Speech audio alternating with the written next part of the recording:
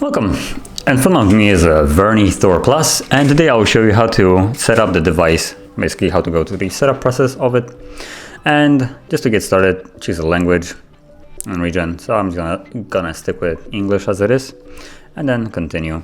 Now here you can insert a SIM card. It's not really required, you can do it later, so I'm just gonna tap on skip.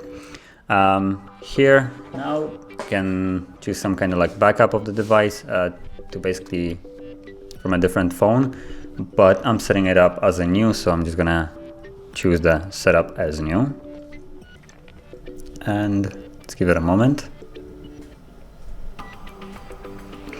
Now I can log into Google for like Google backups and stuff like that, or I can just skip it.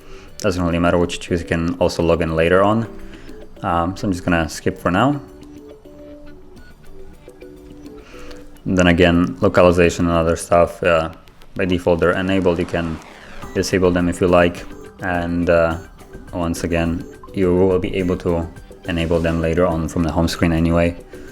Then the name of the device can be left empty, but you can choose some name if you like. Then for instance you have the unlock or kind of protection method that you can add. You can also skip it if you like, or just tap on add fingerprint, for example.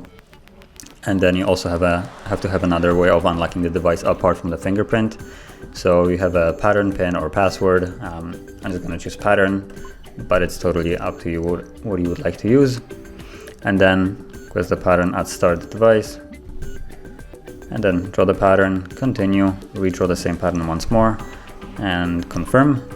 And now scan the finger, so let's tap on next and start scanning the fingerprint.